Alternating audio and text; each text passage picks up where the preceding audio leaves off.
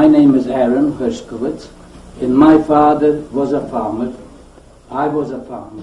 My grandfather was a farmer. Great-great-grandfather was farmers. Everybody was farmers. So that I grew up in there, and all of a sudden we found ourselves around 1939. Things start to get bad, and we heard all what's happening in Germany with the Jews and everybody else. I was drafted in the army when the bad times came along, because they were preparing that themselves. Czechoslovakia was the country, and I served in the army for a year or so, until 1939. In 1939, Germany started to ask for more land for the Sudeten.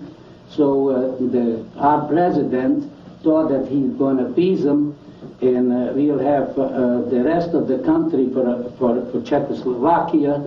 I was in the army then, and I was a corporal, but it didn't work out because Hitler never had enough, so that he went ahead and joined up with Hungary and occupied all of Czechoslovakia. This is how it started.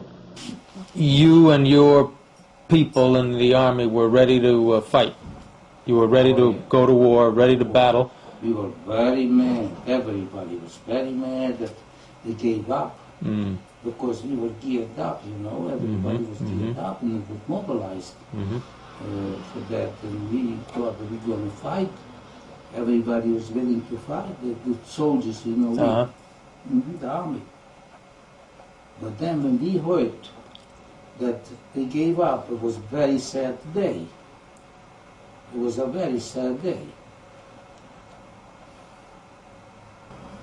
I know when the Hungarians came in, and they let out the horses, they came back, they let them out in our fields.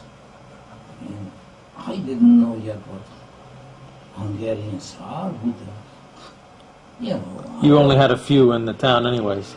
Yeah, but they were going through our city, our town, through because they went through further somewhere, with the wagons, with horses, with people, and overnight they stayed, and they had to feed the horses, and they let them out in our garden, and the grass was big, and my goodness, big grass, you need that for the fodder, for the cows, and for the horses, for the winter. Grazing. And they let out the horses. My goodness, I come up in the morning and I see all the grass was coupled together, and they were grazing on it and messed up. So I figured to myself, I'll go and report it to this officer, and he is going to pay for it, for the damage. That's what I know in the army. If they do any damage, there's no problem. Oh my goodness. And I came to him and I said to him, a lot of damage. This is all I could tell him legally. I couldn't talk Hungarian, but I just showed him. He was right there stationed. A lot of damage in the horses. And he had one of these officers' case, and it was very soft. It was wiggling like this. A whip, maybe. Not a whip, no? Well, to beat, that's a little short stick like this, and very flexible, very flexible. And he was going with that stick just like this. You complain, and yelled his head off. And I know in the army, if an officer yells, you don't talk back. And I stood at attention, and I was not even watched how his stick is going. And it was going all over me. Not over me, but in front of me and the side of me. He just waited I should make a move. But I was froze. And then he says, Go. Bad, he said. And I left. And it didn't touch me. It wasn't even touched. Now, if I would have said something, he would have yet told me, be the Jido and no Jew this and Jew that. He didn't say nothing. That's what happened to me. You should have given him a frost. I'll tell you, first of all, you have to respect he's an officer. When you see an officer talks like that, he's an officer. He has the right. I'll tell you what happened to me one time. When the Hungarians came in, so they brought down their police from Hungary. They couldn't get them from our people because there was nobody to take and make police out of them. So they brought them their own police from Hungary. And one day, I went to the field to pick beans, the beans to take down, with some other workers. So I was picking beans. At that time, the police patrolled even the fields. And the police came to the wagon. Hungarian? Hungarian police. And I didn't know Hungarian to talk yet, and he tried to tell me that they'll take all these. He didn't think that I'm a Jew. He thought I'm another guy that works. You know, like Jews didn't, they were known for not working. Farms, especially, from where he comes, you know. So he says, you know, these farms is going to be taken away from all the Jews and given to you. He said. And that was just beginning. And they already knew that they have a plan to take the farms away. Like they did in Germany. Like they did in Germany. I say this, Hitler. This was something, or a genius that he thought of something and it worked, or a devil.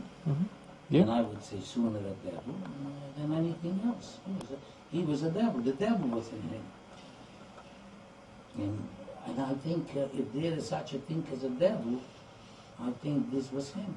Look, the way he went, he didn't pick on the Jew that didn't work. He didn't pick on the Jew that swindles.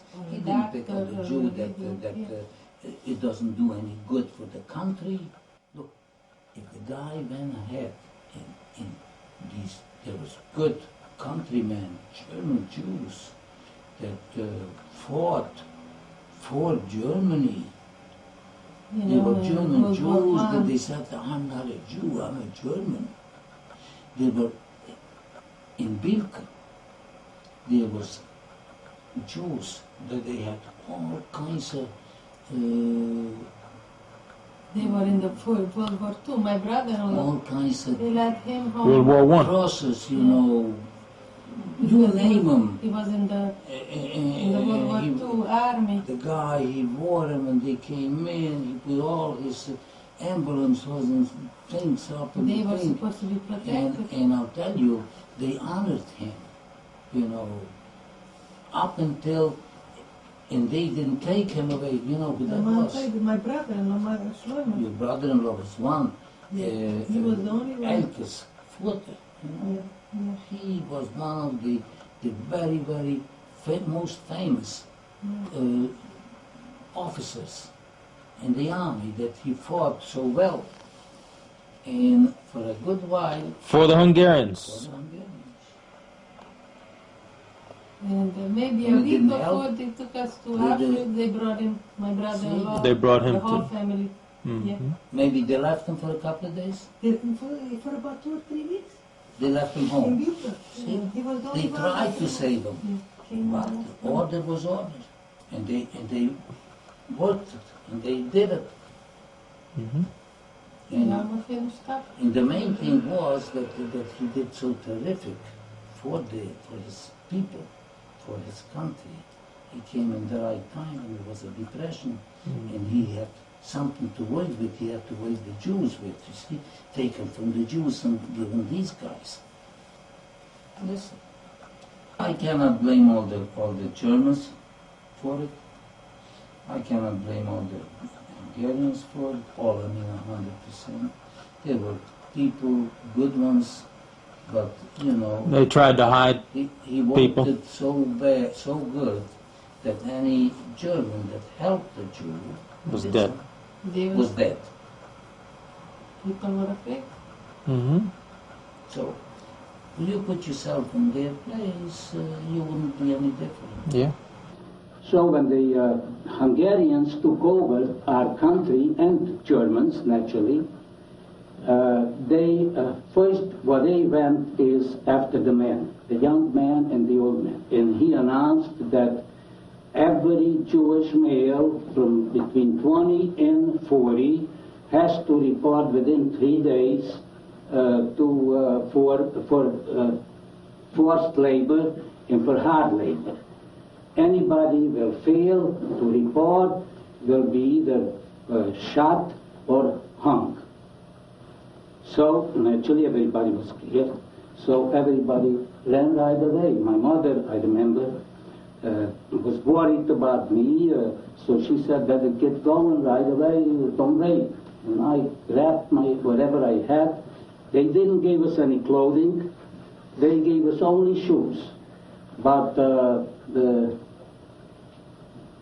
rest of the clothing, all they gave us yellow bands to keep on our arm.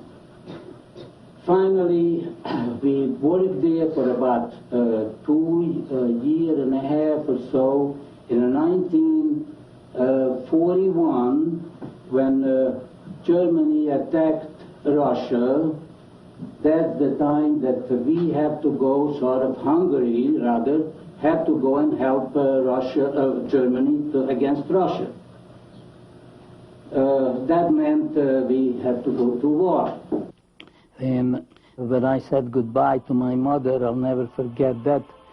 My mother cried, and she wouldn't go back. She was walking with me, and I had to go to there was a little train going from our town. My mother kept going with me and kept going, and I begged her and I asked her, please, you cannot go with me because I'm going to the train, I'm going away. And my sisters waited for me at the train already. And I was very heartbroken. I had to cry myself. And she said to me at that time, I don't know whether I'll ever see you again. And words like that, so that it really hurted me very, very, very much. And I remember that, and I was thinking of, and that's why I said to myself, I'll stay alive. Just to come back. I was thinking not going, but then I would put the whole family in jeopardy.